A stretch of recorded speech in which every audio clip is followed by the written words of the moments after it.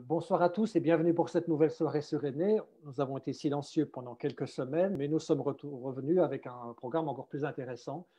Et on continue en fait notre approche un peu du monde, on va dire, du Moyen-Orient, du Nord-Afrique, et en tout cas de la rencontre avec le monde musulman. Et ce soir, nous avons un invité, on va dire, de marque, le père Marco Pagani, qui est missionnaire de l'Institut pontifical mission étrangère, que l'on appelle tous PIME, en fait, qui pendant très longtemps a vécu au Cameroun. Maintenant, il se trouve en Algérie. Alors, le but un peu de cette soirée, donc, Père Marco, notre plateforme virtuelle est née pour continuer à nous ouvrir les horizons, même en ces temps de pandémie. Et donc, pour nous, c'est l'occasion de connaître un petit peu ce que veut dire être chrétien dans un pays musulman, ce que veut dire être missionnaire du PIM, ce que veut dire être la mission aussi. J'ai participé à votre conférence que vous avez donnée pour Russia Christiana, où vous racontiez un peu de ce qu'est pour vous vivre en Algérie. Et donc, je vous propose maintenant que vous nous racontiez un petit peu de votre vie justement en Algérie, de votre vision des choses aussi. Et ensuite, toutes les personnes qui sont ici sur Facebook, enfin, les personnes qui sont ici dans la chambre Zoom pourront poser des questions, ouvrir le micro, poser des questions, ou les personnes qui nous écoutent sur Zoom aussi peuvent poser leurs questions en bas de la rencontre. Donc, je vous propose que vous nous racontiez un petit peu de votre vie maintenant, et après, nous vous poserons des questions. Oui. Vous m'entendez bien? Très, très bien. Très, très bien. Très bien. Alors, mon histoire personnelle est un peu particulière parce que je dois commencer un peu de là parce qu'autrement, je pense qu'on ne comprend pas. Et donc, à un certain moment, après l'expérience de 16 ans au Cameroun, était né en moi le désir d'une vie monacale. J'avais vécu 6 mois dans un monastère cistercien au Cameroun, qui était une filiation de Aiguebelle, qui était la maison mère aussi de Tibérine. Alors, j'ai vécu 13 mois à Aiguebelle en ayant dans le cœur le désir d'être moine. Et donc, c'est là, à Aiguebelle, que j'ai découvert un peu l'histoire de Tibérine, même si je la connaissais déjà, évidemment, mais c'était une connaissance un peu différente de l'intérieur. Et après, bon, après, ce désir n'a pas marché, n'a pas abouti, et donc je suis rentré au Pimé, tout en gardant dans le cœur ce désir d'une vie totalement donnée dans la prière et dans l'œuvre, dans le travail. Mais justement, j'avais dû quitter le monastère et rentrer dans mon institut. J'étais une période en Italie, où j'étais curé dans le diocèse de Treviso. Et après, le supérieur général m'a demandé où je voulais aller en mission pour retourner en mission. Alors, je lui ai fait part de mon désir d'une vie où la dimension de monacale pouvait être vécue même si autrement et même si je me rendais bien compte qu'en dehors du monastère, tout devient plus difficile.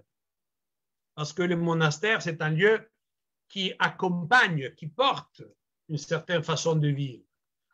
Alors, le supérieur général m'a dit il y aurait un lieu qui pourrait s'adapter à ton désir.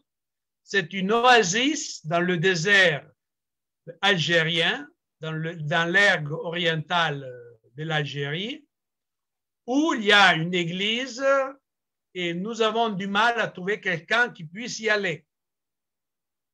Et le diocèse de Gardeia nous demande avec insistance quelqu'un. celui qui était ici ne pouvait plus y rester. Et donc, je lui dis tout de suite oui, et j'ai obtenu le visa d'une façon presque miraculeuse après seulement 1 mois que j'ai posé la demande, ce qui est un peu exceptionnel parce que j'ai des confrères à moi qui l'ont demandé depuis des années et qui ne l'ont jamais obtenu. Et je suis arrivé en Algérie le 1er décembre 2017, fête du bienheureux Charles de Foucault. Et je suis venu tout de suite ici à Tougour. Donc, mon désir, le désir d'être en Algérie est né de mon histoire personnelle qui, à un certain moment de la vie, a eu l'intuition que j'avais fait beaucoup de choses. J'avais fait beaucoup de choses pour Jésus, mais peut-être pour lui, mais pas à lui. Et donc, il fallait me dépouiller un peu de mon activisme, de ma façon de vivre. Et si c'est un lieu, en effet, où cette tentation ne vient pas, parce que l'Église en Algérie, surtout au sud où je me trouve, c'est un endroit où il n'y a pas de communauté chrétienne, à différence du nord de l'Algérie, où il y a des communautés chrétiennes des chrétiens algériens. Ici au sud, ils sont très peu nombreux, assez isolés, et dans ma paroisse, il n'y a personne. Donc, c'est une manière d'être dans un milieu complètement musulman, traditionnel, un peu d'un certain point de vue, un peu enfermé, non par méchanceté, mais par le simple fait qu'après l'indépendance de 1962, la plupart des gens qui n'étaient pas des religions musulmanes, c'est-à-dire juifs et chrétiens, sont partis.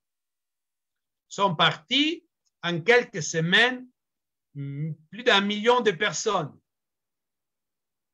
Et donc, la société d'ici s'est retrouvée d'un jour à l'autre avec une unicité culturelle et aussi de religion, la musulmane. Et ça a été vécu, cet abandon, on peut l'appeler comme ça, cet abandon des Juifs qui étaient ici depuis la tradition juive dit que les Juifs qui étaient ici remontaient au temps du roi Salomon. Et les chrétiens aussi étaient revenus au milieu de 1800 avec la colonisation française. Donc, ça faisait au moins plus de 100 ans qu'ils étaient là. Et donc, ils avaient quand même tissu des rapports d'amitié, certains au moins. Et par exemple, dans mon quartier, une chose qui m'a frappé toujours, il y a un groupe d'anciens qui habitent ici à côté de moi, qui ont des grands souvenirs du mouvement scout que l'Église catholique gérait à l'époque, où il y avait catholiques, musulmans et juifs qui vivaient ensemble. Vivaient ensemble cette, disons, pédagogie scout. Et pour vous dire la chose, comment la chose était, en 1961 ou 60, ils avaient fait le camp d'été à Gap. Tout le monde était parti en bus d'ici, vous imaginez, d'ici en bus en traversant le désert, après en bateau jusqu'à Marseille et après à Gap. des Algériens juifs, chrétiens et musulmans. Et ces gens ici qui me racontent ça, quand ils parlent de ça avec les larmes aux yeux. Parce qu'ils disent toujours comment il était beau de vivre ensemble dans la paix. Donc, ce départ, c'était un choc pour ceux qui sont restés, et les nouvelles générations ne connaissent pas cela. Ils vivent dans une société qui est monoculturelle, où il existe seulement les musulmans et les Algériens, il n'y a pas d'autres apports significatifs. Donc, la première, disons, condition pour le dialogue, c'est la coexistence, la possibilité de vivre ensemble. Si dans ma vie, je ne rencontre que des gens qui sont comme moi, je ne peux rien apprendre des autres. Donc, le dialogue, pour que le dialogue soit possible, il faut qu'il y ait une différence. Il y ait des différences. Il y a un passage que je vais vous lire qui m'a beaucoup touché de la lettre encyclique Fratelli Tutti. C'est tout au début.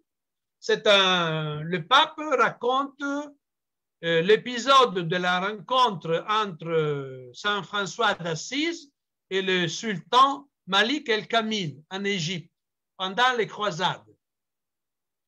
Et si vous allez le relire, ce petit passage, ce qui est très intéressant, c'est l'attitude que Saint François avait et qu'il demandait aussi à ses confrères de partir pas pour faire des querelles, pour faire des discussions, mais pour rencontrer l'autre. Il dit le pape dans l'encyclique, la fidélité à son Seigneur, il parle de Saint François, la fidélité à son Seigneur était proportionnelle à son amour pour ses frères et sœurs. Bien que conscient des difficultés et des dangers, Saint François est allé à la rencontre du sultan en adoptant la même attitude qu'il demandait à ses disciples, à savoir, sans nier leur identité, quand ils sont parmi les Sarrasins, les autres infidèles, de ne faire ni dispute, ni querelle, mais d'être soumis à toute créature humaine à cause de Dieu. C'est-à-dire, l'expérience, pas seulement du dialogue, mais l'expérience d'être missionnaire en tant que tel. Un missionnaire doit apprendre dans la vie, dans sa vie, à sortir de soi-même. Ça, c'est l'expérience que je fais pendant la période de ma vie au Cameroun, où je suis sorti physiquement de mon pays, mais j'ai dû sortir aussi de toute une manière de vivre la foi que j'avais appris. Je pensais être l'unique et de me comparer aux autres qui partageaient ma même foi catholique, mais il y avait une façon différente de la vivre, des façons différentes de la montrer. Et ça a été pour moi au début un moment de confusion. Parce que nous devenons grands dans une mentalité avec une certaine éducation. Et même au niveau de la foi, nous sommes habitués à la vivre d'une certaine manière. Alors, tu es projeté de l'autre part du monde et tu vois des gens qui partagent ta foi, mais qui l'expriment d'une manière qui t'est presque inconnue, que tu ne connais pas. Alors, immédiatement, ça vient la tentation de juger ça, mais c'est seulement au fil des années qu'on apprend d'abord à écouter et à regarder sans vouloir tout de suite mettre ça dans un schéma, mon schéma à moi. Et je donne un exemple qui m'a toujours frappé au Cameroun. Alors, au Cameroun, j'étais au sud Cameroun, donc c'est un peuple très vivace. À l'église, on danse, on chante et on danse. Mais on danse pas des petits pas comme ça, on danse sérieusement. Alors, moi, je suis du nord d'Italie, à la messe, on ne danse pas. Donc, j'imagine en Norvège, ça doit être encore pire qu'au nord de l'Italie. Alors, donc tu tombes là-dedans et tu vois tous ces gens-là qui bougent vraiment, vraiment beaucoup. Hein. Et je disais, mais comment on peut prier dans une telle, pour moi, je voyais comme ça, dans une telle confusion. Comment on peut prier? Mais je me suis aperçu d'une chose, que c'était impressionnant pour moi de voir que ces gens qui dansaient étaient capables, un second après la danse terminée, de vivre un silence absolu dans l'église.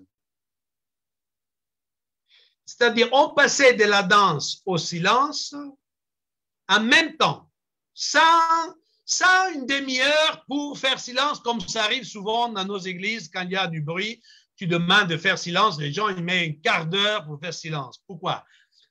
Parce que la danse, on danse pour Dieu. On ne danse pas pour soi-même. Et on fait silence pour Dieu.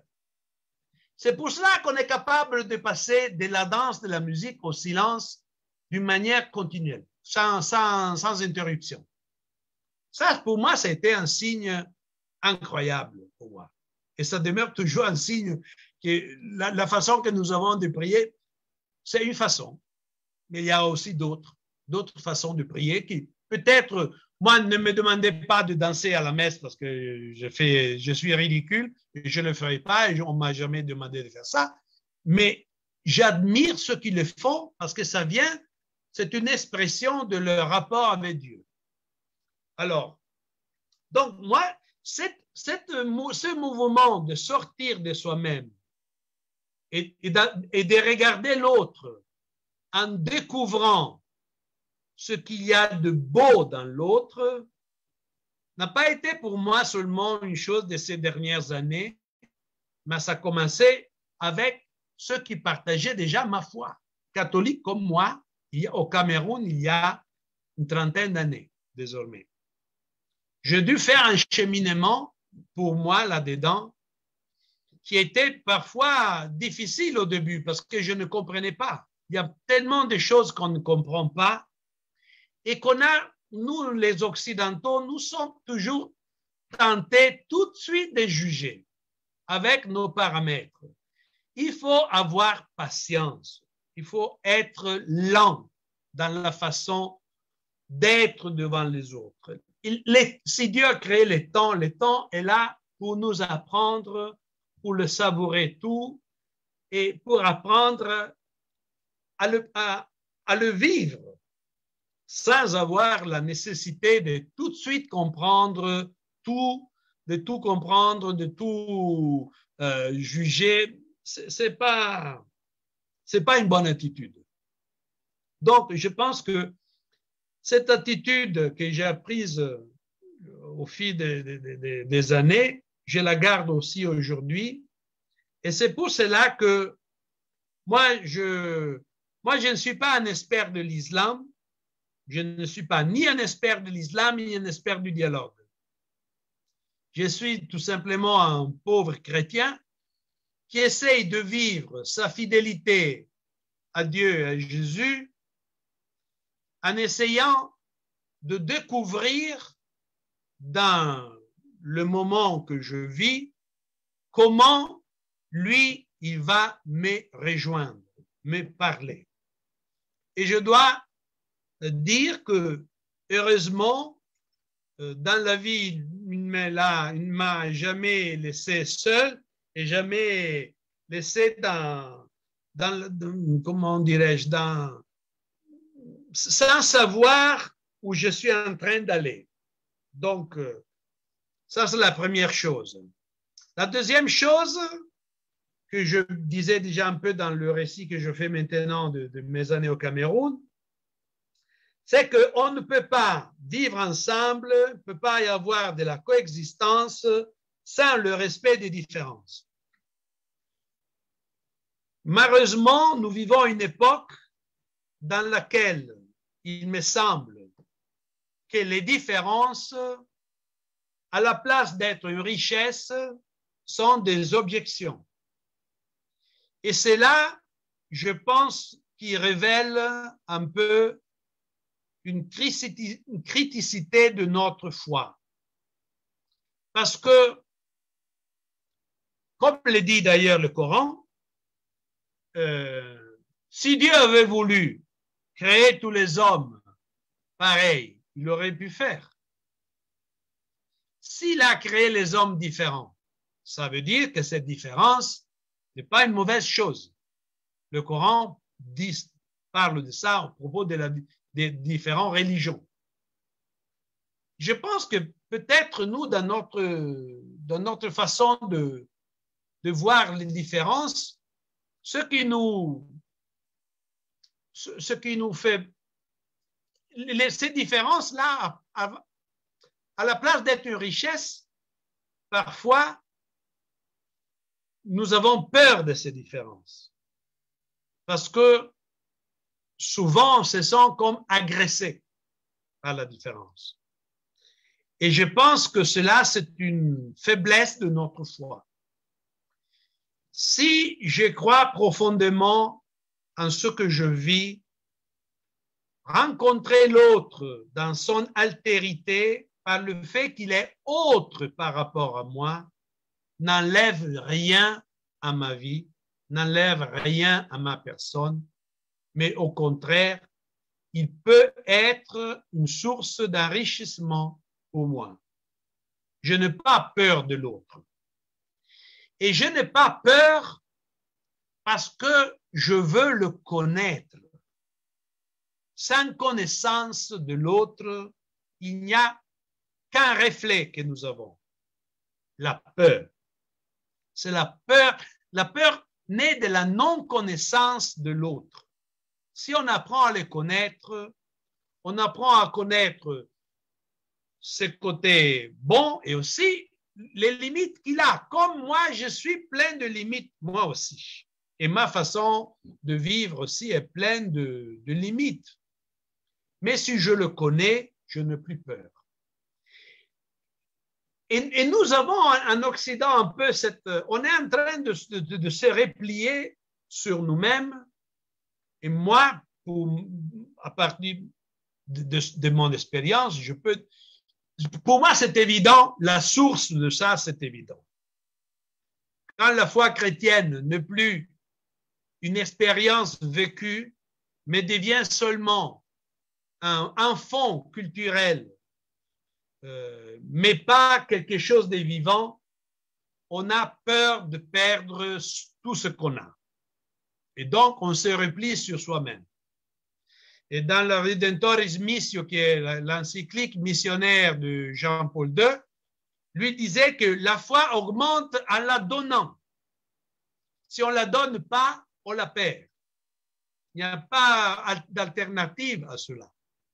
Et nous vivons en Europe, et la société, généralement parlant, c'est une société où la foi n'a plus d'incidence dans la... Et donc, on a peur de tout perdre. Et donc, on a peur de tout le monde, de tous ceux qui peuvent nous mettre en questionnement. Troisième chose que je dirais, il ne peut pas y avoir de respect pour l'autre sans attention portée à ce qu'il est réellement. Non pas à ce que je pense qu'il doit être, mais à ce que lui est. souvent, nous avons tendance à chercher dans l'autre ce que nous connaissons déjà, pour être confortés d'avoir quelque chose en commun.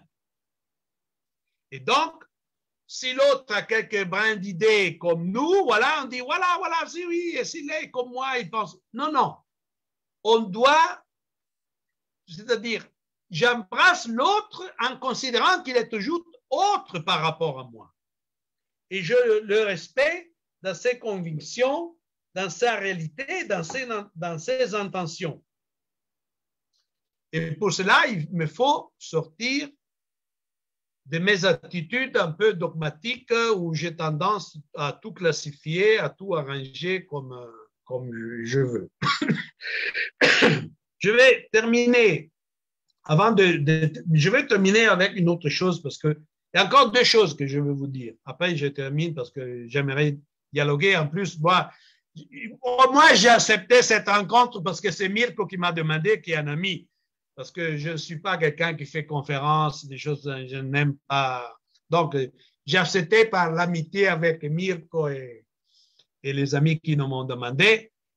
Le pape, Fratelli Tutti, numéro 4, dit, en terminant ce paragraphe sur Saint François d'Assise, il écrit cette chose. Il ne faisait pas de guerre dialectique en imposant des doctrines, mais il communiquait l'amour de Dieu. Il avait compris que Dieu est amour et que celui qui demeure dans l'amour demeure en Dieu. Première lettre des Jean, chapitre 4, verset 16. Ainsi, il a été un père fécond qui a réveillé le rêve d'une société fraternelle, car seul l'homme qui accepte de rejoindre d'autres êtres dans leur mouvement propre, non pour les retenir à soi, mais pour les aider à devenir un peu plus eux-mêmes, devient réellement père.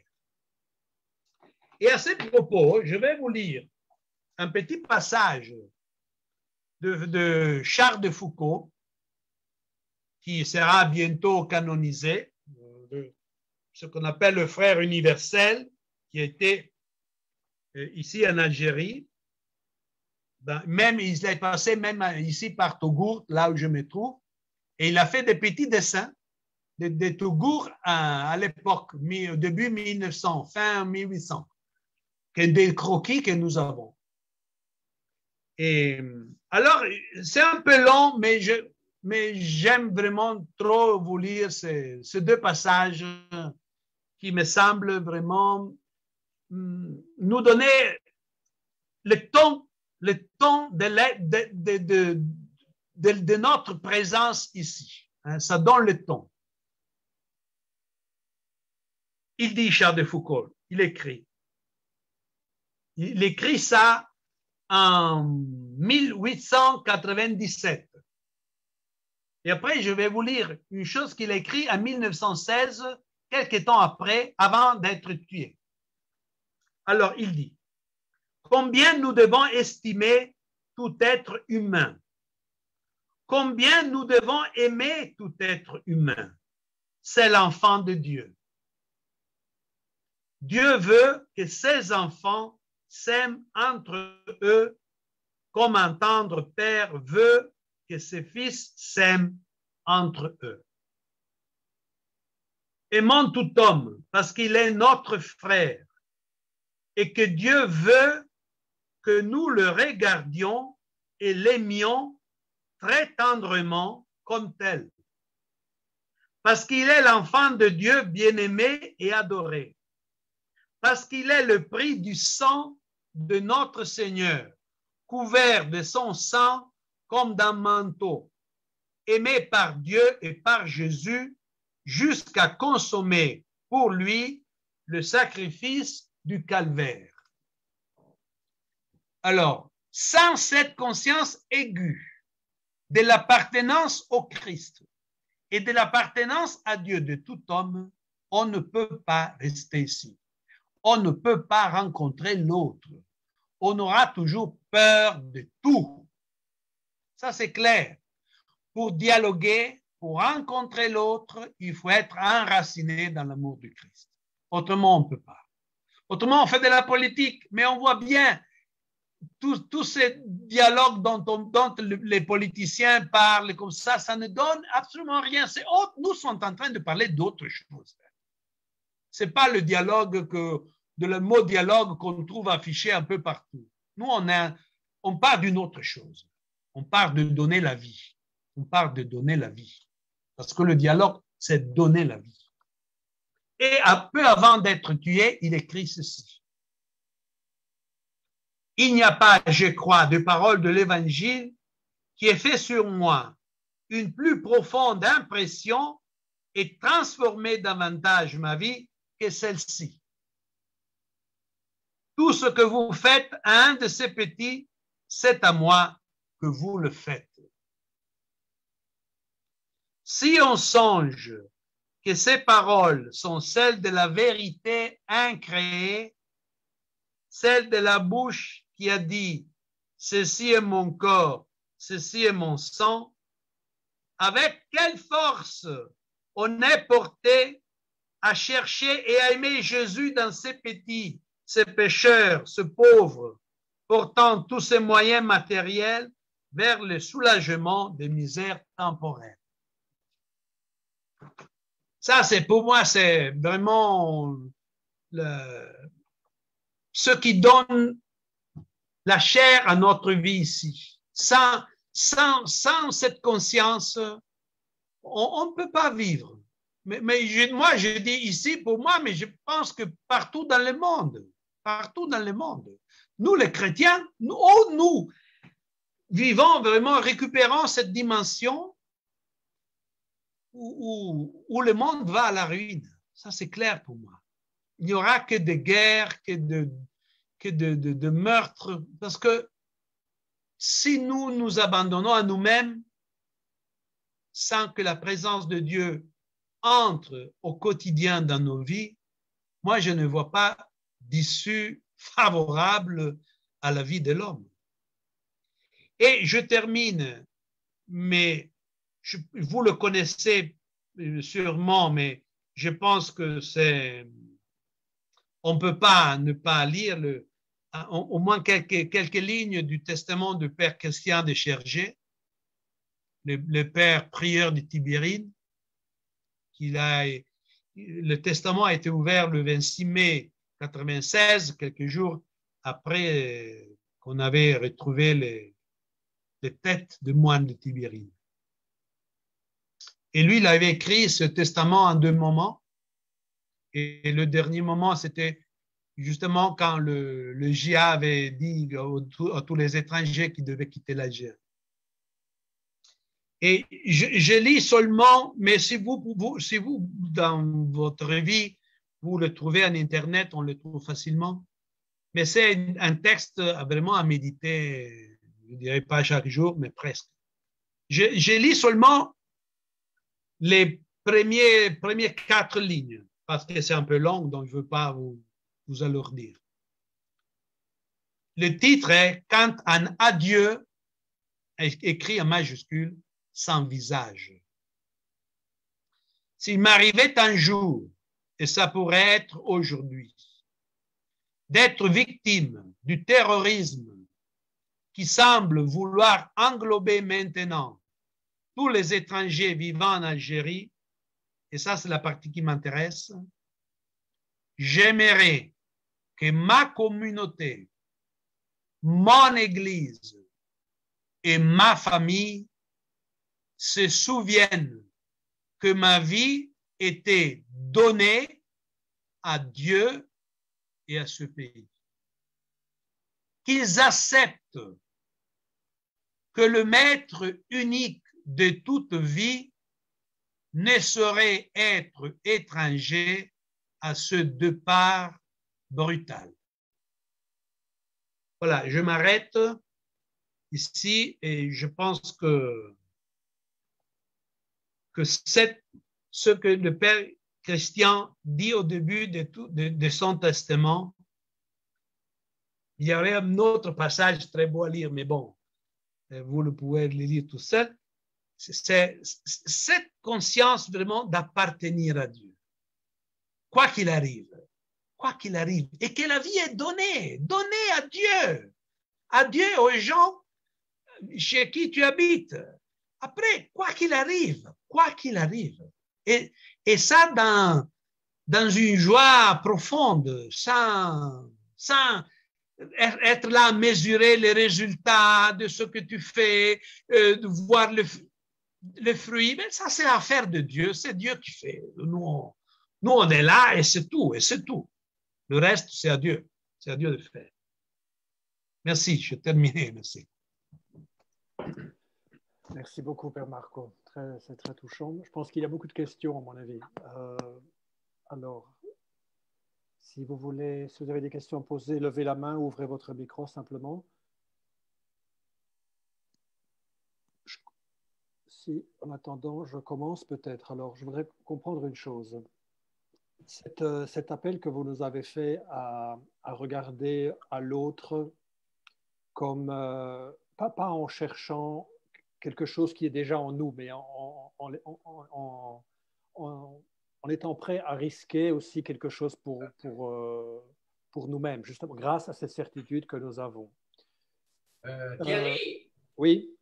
Je voudrais demander à Régis, qui a appris des choses un peu comme Marco en Algérie, s'il pouvait le dire. Voilà. Parce que je sais que là où il était en Algérie, il a appris des choses sur sa foi. Presque au même endroit où il est. Si ce n'est pas au même endroit exactement, tout près. Régis, tu veux bien? Alors attends, j'ai branché mon micro est branché là ou pas? Oui, on t'entend. Tu m'entends? Oui, je t'entends très bien. Voilà. Je voudrais, parce que tu habitais là presque, et tu m'as raconté plusieurs fois ce que tu as appris en vivant avec eux. Ben, c'est-à-dire que là, moi j'étais en Algérie d'abord en 66-68, comme VSNA, comme professeur de maths au lycée de filles à Constantine. Comme j'avais des temps libres, j'ai aidé un responsable de développement rural dans les Aurès, où j'étais le seul Européen à faire des relevés de terrain dans ce mouvement pendant mes vacances de lycée. Bon. Et là, c'est un pays très pauvre à l'époque, et j'ai trouvé que c'était l'islam qui faisait la cohérence de cette société. Et je me suis dit, ça m'intéresse, et du coup, il faut que je fasse de l'arabe et que je regarde de quoi il s'agit pour arriver à comprendre pourquoi cette société est cohérente malgré toute sa pauvreté. Alors, bon, après, j'ai fait de l'arabe. Et puis, je suis allé apprendre l'arabe à Beyrouth. Après, j'ai fait un premier séjour au Caire. Et puis après, je suis retourné en Algérie ou à Alger même. Et c'est là que je suis allé à Tougourt pour faire un an de dialectal, parce que le dialectal est meilleur à Tougourt que dans le nord de l'Algérie. Alors là, j'allais prendre du thé toutes les après-midi dans une petite boutique, et je discutais avec les gens qui étaient là, puis j'essayais de faire bon. Alors, si vous voulez, moi, c'était... Alors, dans tout ce truc-là, moi, j'étais aussi à Tougourt parce que l'évêque de Tougourt avait manqué de quelqu'un pour la petite communauté chrétienne qu'il y avait là. Il y avait quand même 6 ou 7 sœurs blanches, et il y avait aussi des coopérants qui étaient professeurs là. Alors j'allais aussi à Tougourt régulièrement, à El Oued, régulièrement, et pour faire la même chose avec la petite communauté chrétienne qu'il y avait à El Oued. Alors moi, si vous voulez, ce que j'ai trouvé dans tous ces... parce que ça fait maintenant... C'est en 72 que j'ai commencé maintenant à être en permanence en monde arabe, jusqu'à ce que je puisse plus pour les problèmes de santé.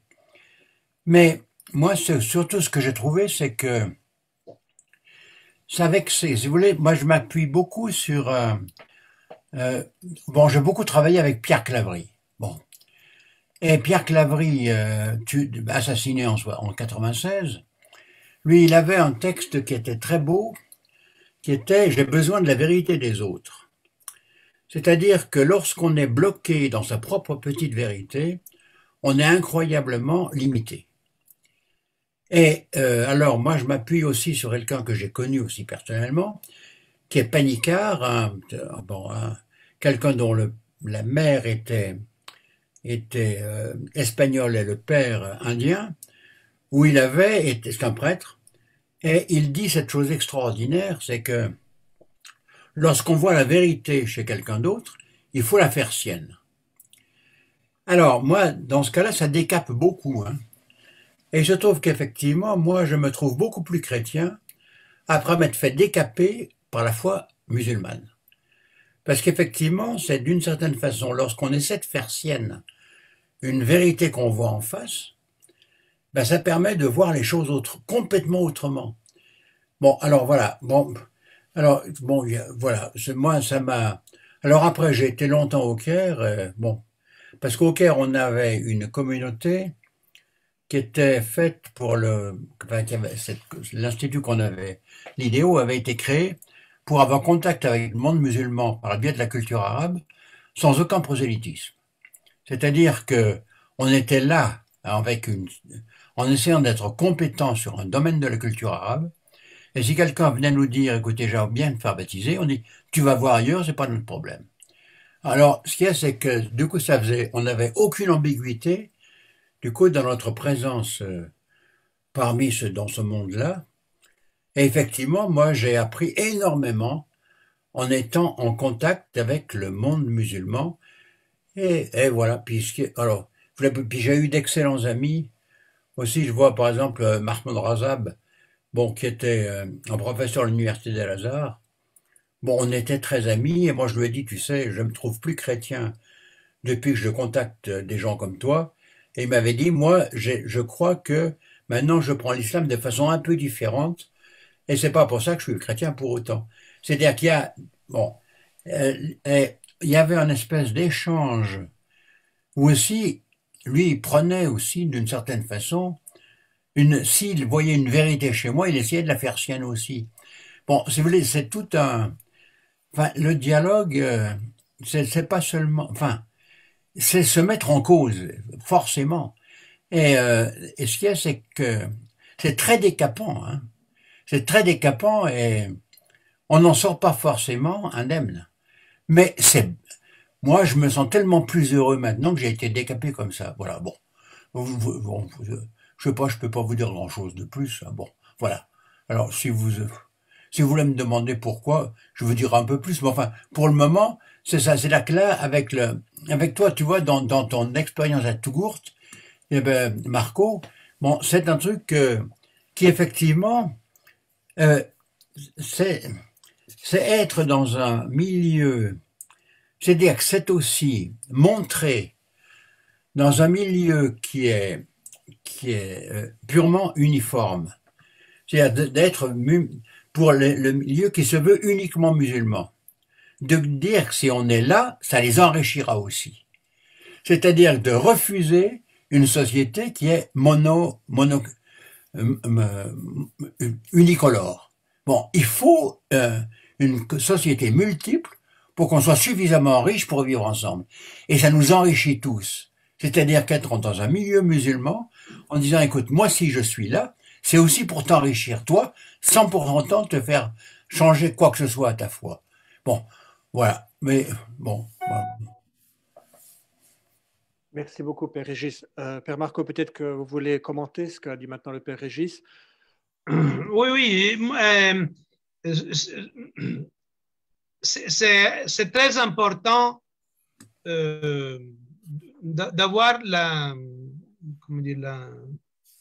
conception que nous ne possédons pas la vérité, mais la vérité nous possède.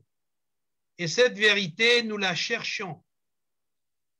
Et nous la cherchons toute la vie.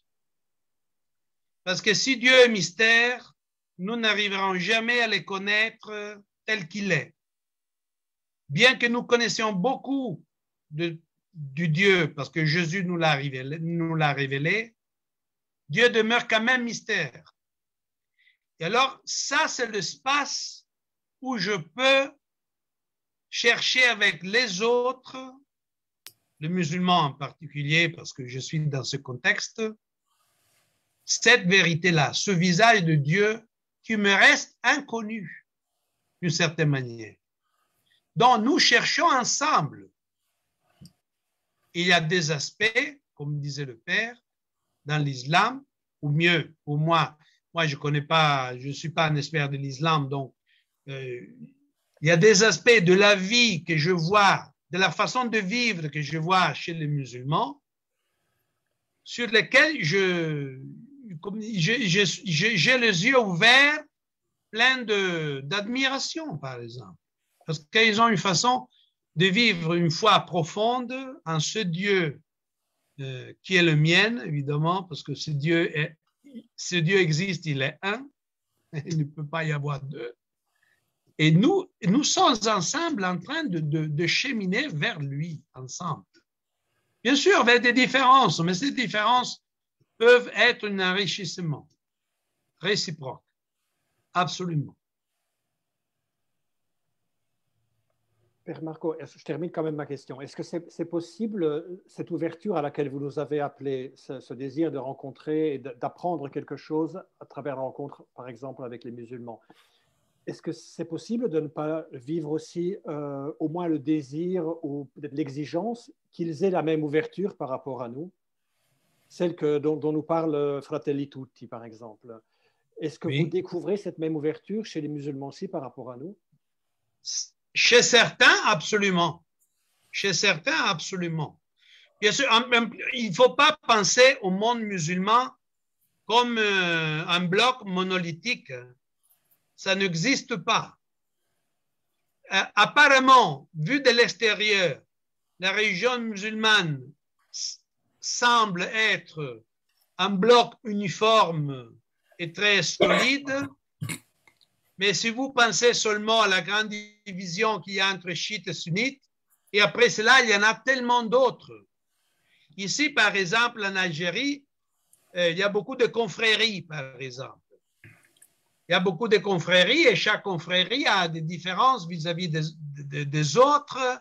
Ils ont une façon de vivre le rapport, les sentiments religieux d'une manière différente. Bien sûr, dans un cadre qui est donné par l'islam. Mais là-dedans, tout n'est pas, tout n'est pas égal. Hein. Il y a plein de différences. Donc, vous trouvez le musulman qui est très ouvert. Et ce qui est intéressant, pour moi, au moins, ce que j'observe, hein, j'observe une certaine ouverture chez ceux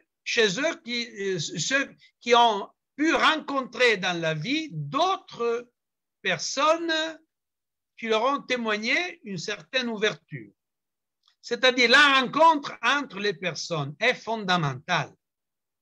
Parce que si on se renferme sur soi-même, ça donne des attitudes qui ne sont pas bonnes. Ça, c'est vrai pour eux, mais c'est vrai aussi pour nous. C'est vrai en général pour toute personne. La possibilité de rencontrer l'autre, c'est la possibilité d'avoir en soi-même une dimension d'ouverture exceptionnelle qu'on ne s'invente pas parce qu'on fait de la théorie là-dessus. Rencontre personnelle qu'on s'ouvre. Ce n'est pas une affirmation théorique. C'est l'expérience de la vie. Parce que tu as à côté de toi quelqu'un qui n'est pas comme toi. Ou tu l'élimines, ou tu apprends à vivre avec. Il n'y a rien à faire. Il y a pas ou tu l'ignores, mais l'ignorer, c'est comme ça, c'est comme le tuer. Mais si tu le prends en compte, ben cela t'oblige à t'ouvrir, à le découvrir. Autrement, cela est impossible. Je vois les gens ici à Tougourt qui ont connu, par exemple, toute l'histoire de l'Église qui est ici à Tougourt depuis 1918, parce que la paroisse a été érigée dans ces années-là, et appartenait à Constantine d'ailleurs, avant, et tous ces gens du quartier qui connaissent qu'il n'y a que Nice là-dedans, mais ils ont une façon de... Pour eux, c'est pas... Le christianisme, c'est pas quelque chose de totalement inconnu. Mais pour les jeunes, par exemple, moi, je donne un peu de cours de français aux enfants à l'école parce que on le fait, le français à l'école, on fait très mal. Et donc, moi, en italien, imaginez-vous, je fais ce que je peux. Et une jeune élève de 17 ans, ayant ouvert un livre que j'avais ici dans la bibliothèque, écrit en français, a découvert le mot christianisme. Et elle m'a demandé qu'est-ce que c'est le christianisme. Ils ne savent. Tu peux grandir sans savoir qu'il existe autre chose par rapport à ce que tu vis. C'est pas de ta faute, hein.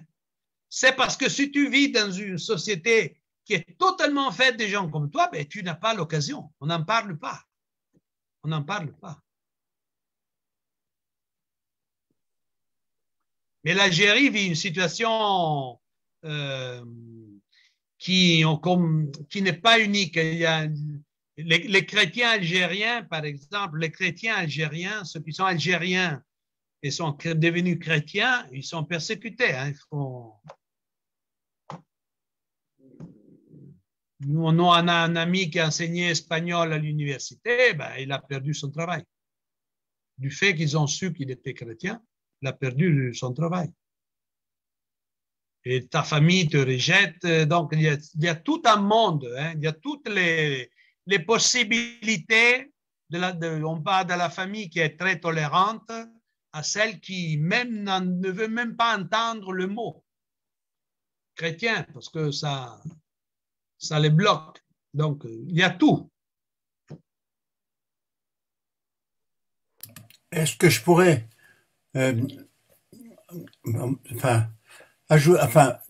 en fonction de tout ça, ajouter peut-être quelque chose? C'est que moi, j'avoue que j'ai toujours été très très à l'aise dans le monde musulman, avec les gens de niveau 0 et avec les grands, ceux qui sont ouverts à tel tas de choses. Les gens de niveau 0, ils ont le même type de rapport à Dieu qu'aux gens les plus simples de chez nous. C'est-à-dire que Dieu va de soi. Et d'autre part, si vous voulez, lorsque moi je vois dans mon patelin, quand quelque chose arrivait à quelqu'un, il disait qu'est-ce que j'ai fait au bon Dieu pour qu'il m'arrive ça?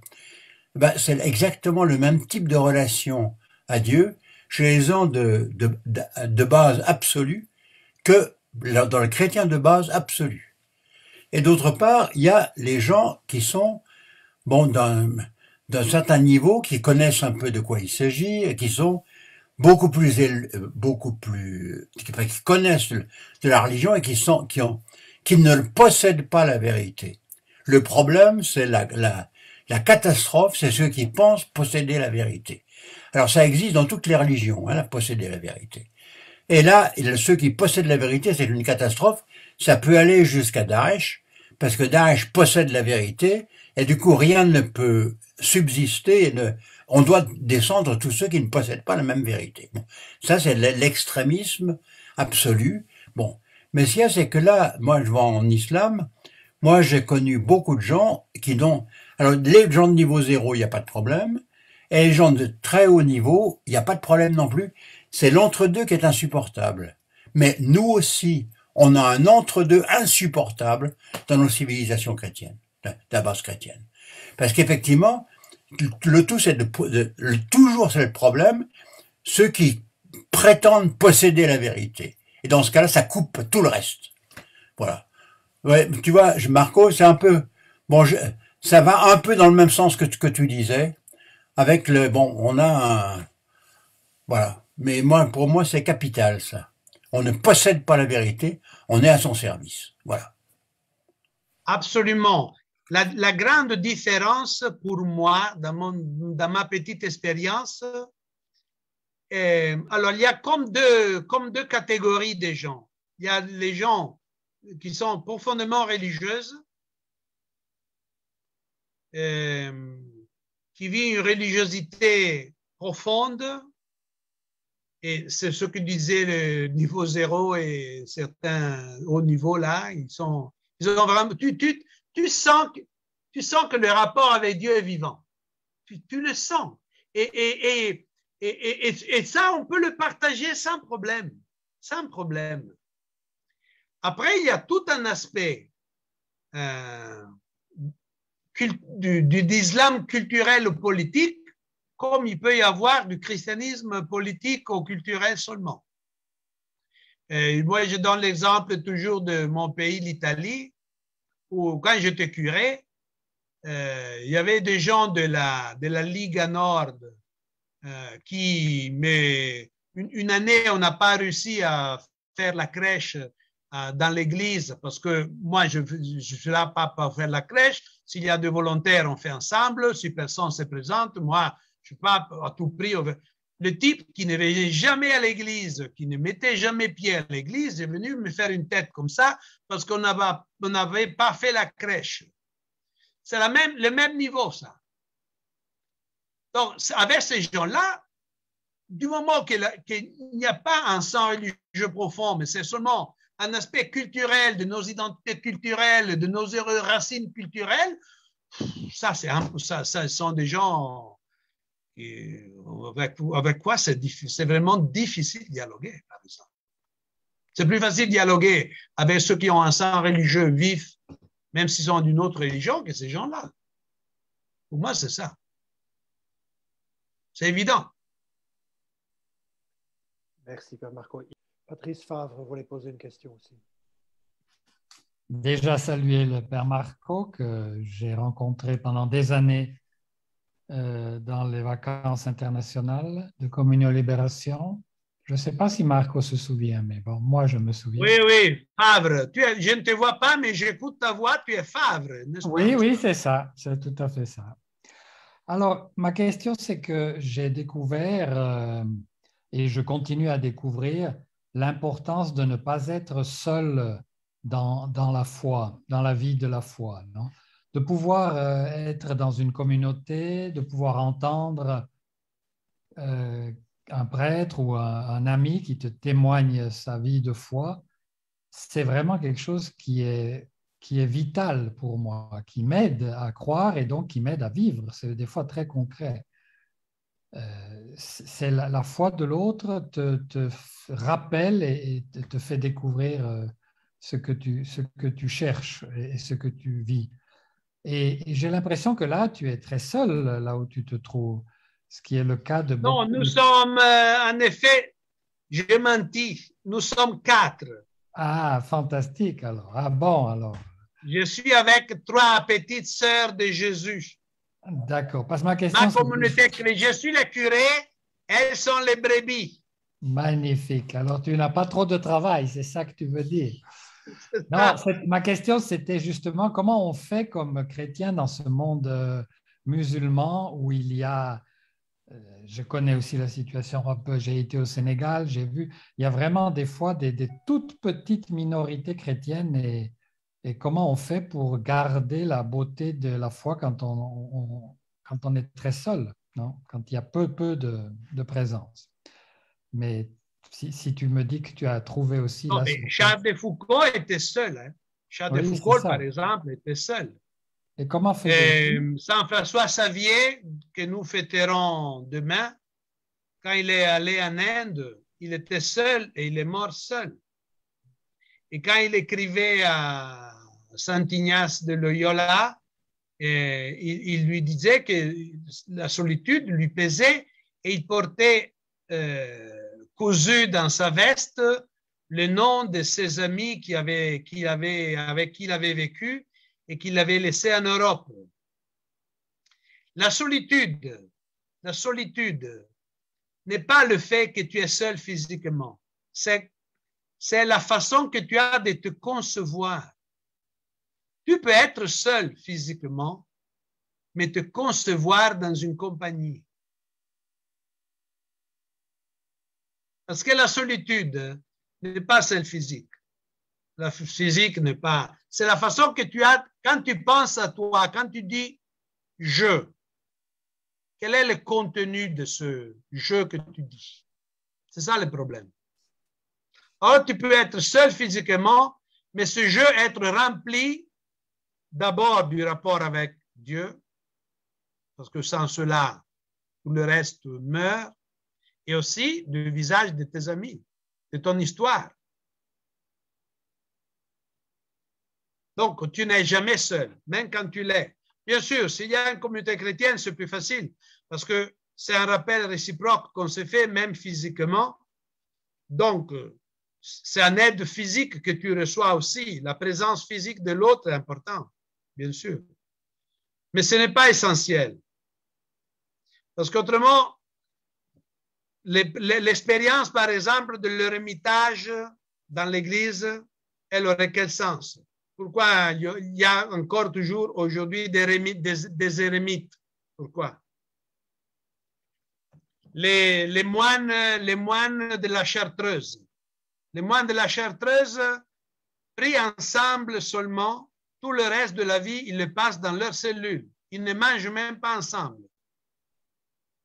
Ils voient leurs confrères, quand ils le voient, à la prière.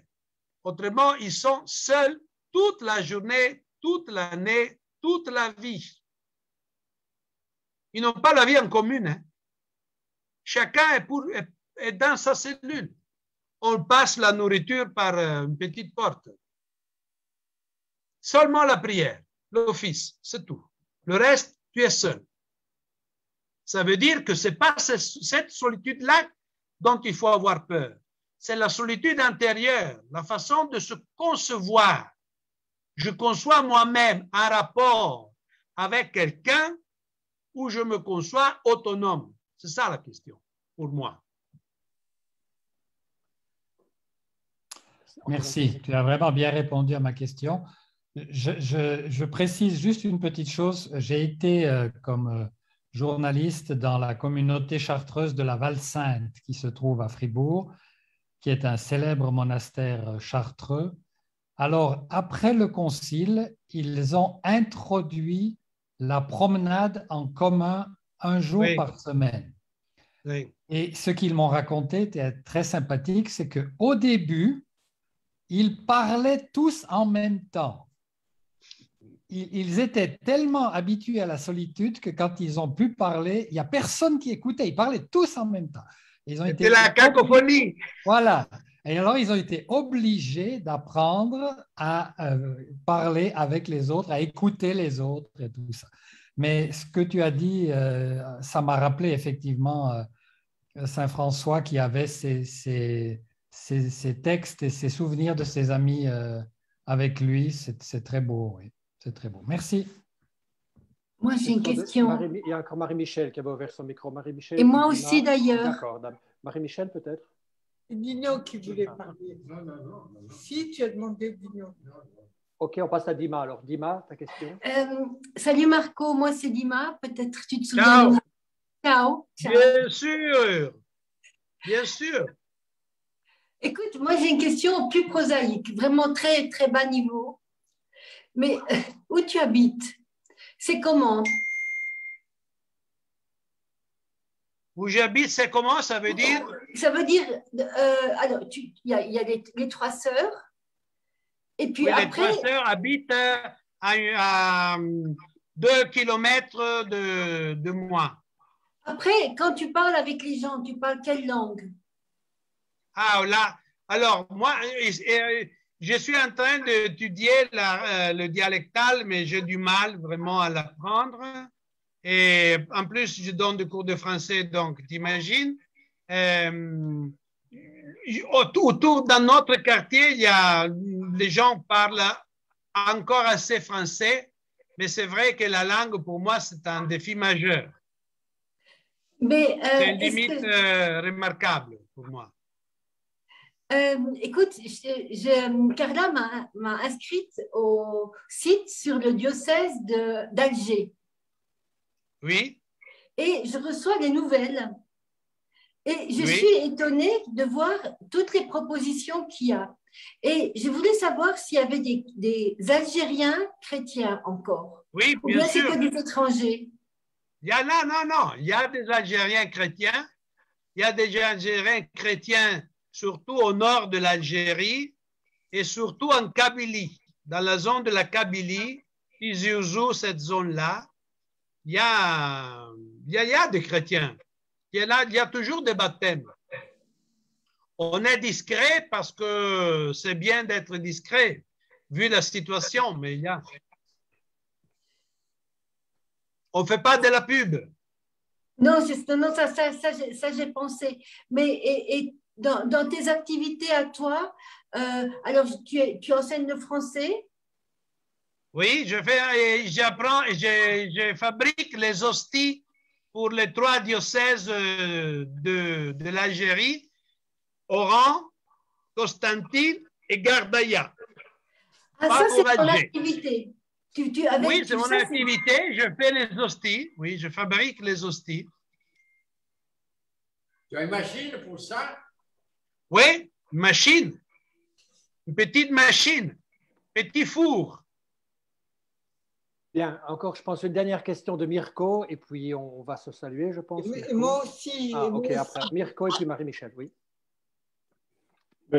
Salut, Padre Marco. Merci pour tout ce que tu nous as dit ce soir. Alors, une question qui est plus un constat et après une véritable question. D'un côté, tu disais comment la situation que tu vis, grosso modo, facilite le fait de devoir se confronter avec la différence, avec l'autre, pour aller au fond de ce que tu vis.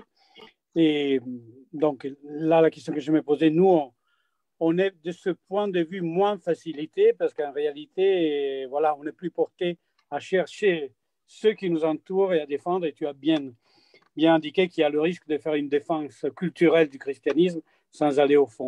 Donc, la première question, c'est quel conseil te sentirais-tu de nous donner à nous qui vivons aujourd'hui dans un Occident, on peut admettre aussi très déchristianisé, donc par rapport à une société très religieuse dans laquelle tu vis, même si c'est une autre religion, nous on se retrouve dans une société qui est de moins en moins religieuse. Et la deuxième question, plus pratique, est comment est-ce qu'on peut, nous, ici, soutenir, accompagner une présence comme la tienne là où tu es? Sur la deuxième question, c'est facile à répondre. Vous priez pour moi et ça suffit largement. Et faites connaître l'Église d'ici. Faites connaître les églises du Moyen-Orient. Parce que moi, depuis que je suis là, je n'avais jamais compris l'insistance que l'Église a et que l'Église dit aux chrétiens du Moyen-Orient de ne pas quitter les lieux. Bon, je comprenais d'un côté parce qu'ils sont chez eux, évidemment, mais il y a une chose plus grave du fait que les gens soient obligés à partir de là où ils sont nés. C'est que si cette société du Moyen-Orient, la présence des chrétiens s'évapore, ce sera une société qui va s'enfermer encore plus. Et ça, ce serait une catastrophe. Donc, que les chrétiens puissent rester là où ils sont nés, là où il y a l'origine du christianisme, et où il y a des communautés vraiment apostoliques. Dans ce point de vue, le voyage du pape en Irak était vraiment une chose exceptionnelle. Je vous invite à relire ce qu'il a dit, les rencontres qu'il a fait. C'est quelque chose vraiment d'exceptionnel. Moi, ça m'a réjoui vraiment beaucoup. Donc, là, je pense que l'Europe, la première chose qu'il doit faire, les chrétiens européens, c'est qu'ils regardent les lieux là où le christianisme est né et qu'ils aident concrètement les chrétiens à y rester, non pas pour une défense, disons une défense de frontières ou d'une identité, mais parce que leur présence est fondamentale pour que ces sociétés-là ne se ferment pas sur elles-mêmes. Et si nous les abandonnons, Et si nous ne les aidons pas, ces sociétés-là deviendront, ce sera une catastrophe. Et ça l'Europe, les chrétiens d'Europe sont préoccupés seulement de leur nombril. Ils ne regardent jamais ailleurs. Il faut commencer à regarder ailleurs. Et je réponds aussi à ta première question. Il faut faire ce que le pape François dit. Sortir une église une église qui sort de la comfort zone qu'on peut créer entre nous et qui commence à aller rencontrer les autres. Parce que ça peut être vrai ce que tu dis, que la société européenne n'est plus religieuse, mais le cœur de l'homme a toujours le même désir. Et les gens sont seuls et souffrent de cette solitude. Et il suffit qu'ils rencontrent une amitié qui n'a pas un intérêt caché derrière, mais le désir de vivre une humanité pleine, et les gens se donnent. Moi, j'étais frappé, je viens de rentrer du congé en Italie, j'étais frappé, beaucoup de gens qui me connaissent depuis mon enfance, avec qui ne vont même plus à l'église, ils m'ont raconté des choses que moi, je n'aurais pas raconté à n'importe qui. Le désir de parler, d'être écouté. Mais ça m'a impressionné parce qu'ils me racontaient des choses intimes. Avec certains, je ne les voyais pas depuis des années. Et pourtant, ils ont eu le besoin de se dire, de dire ce qui les habitait, les souffrances qu'ils avaient. Et ça, c'est un grand espace. C'est un grand espace de rencontre avec les autres, pour moi. Merci. Michel.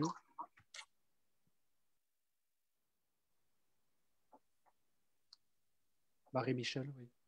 Je voulais demander, Marco, est-ce que tu voudrais bien dire comment tu passes une journée? Je veux dire, quel est l'horaire pour toi d'une journée? Comment est construite une journée? Je voulais poser exactement la même question. Qu'est-ce que tu fais du matin au soir? Des hosties. Non, fais pas. Patrice, tu es terrible. Non, mais alors, ma journée commence. Alors, ma journée commence normalement vers 5 heures, peut-être un peu avant. Je me lève, je prends ma douche, je peux prendre un petit déjeuner vite. Je fais 1 heure d'adoration Saint-Sacrement de 5h30 à 6h30. Après, je pars à pied chez les sœurs pour célébrer l'Eucharistie. On célèbre l'Eucharistie avec les laudes à 7 heures. Après, on prend un petit déjeuner avec les sœurs. C'est le deuxième petit déjeuner un peu plus abondant, un peu plus étendu. Là, on s'échange les nouvelles. On parle de ce qui est arrivé, de ce qu'il faut faire pour le diocèse, tout ça comme ça. On rigole aussi beaucoup, on s'amuse bien. Et vers 8 heures, je rentre chez moi, à la maison. Et dès que j'arrive vers 8h30, première chose, il faut balayer la rue devant moi. Parce qu'ici, il y a souvent le vent. Les gens jettent tout à terre. C'est plein de plastique partout, bouteilles, sachets en plastique, ça vole partout, c'est très sale. Il faut nettoyer chaque jour, balayer bien la route. Et le temps qu'on balaye, les voisins passent, on échange les salutations avec les voisins. Parfois, il y a quelqu'un qui aime parler de politique en français, on parle un peu de politique, la politique algérienne et tout ça comme ça. Le temps passe. Après, il faut aller faire les courses, nettoyer la maison parce que la maison est grande et se préparer à manger.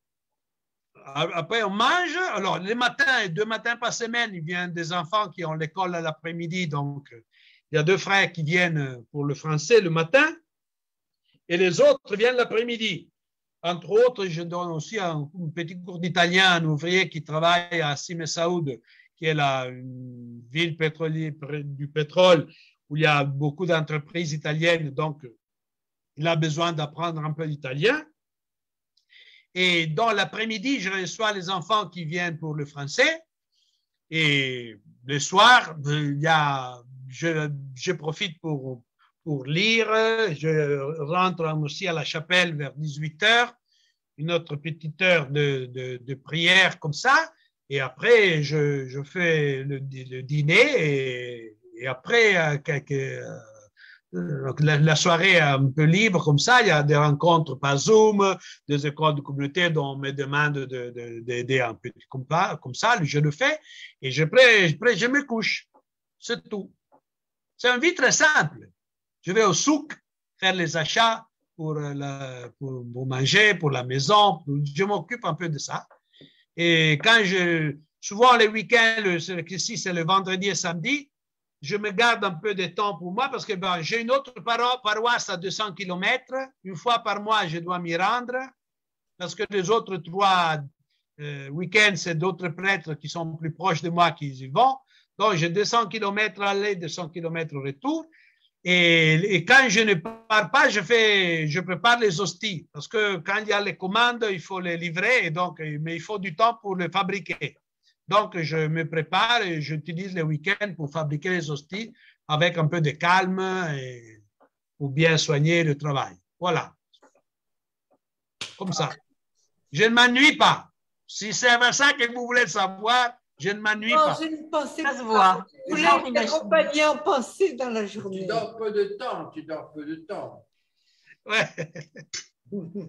Nous sommes en train de lui prendre encore du temps sur son sommeil. Alors moi, je voulais juste conclure peut-être la directe sur Facebook en remerciant le Père Marco de nous avoir rappelé à ce rapport, à cet unique rapport avec celui qui donne la consistance à la vie, qui donne la certitude à la vie et qui permet d'avoir cette ouverture à la diversité, cette ouverture pour découvrir de nouvelles choses dans les rencontres qui nous sont proposées. Et ça, je pense que c'est une leçon pour nous tous, où que nous vivions, justement. Alors, merci beaucoup à tous. On conclut ici la directe sur Facebook.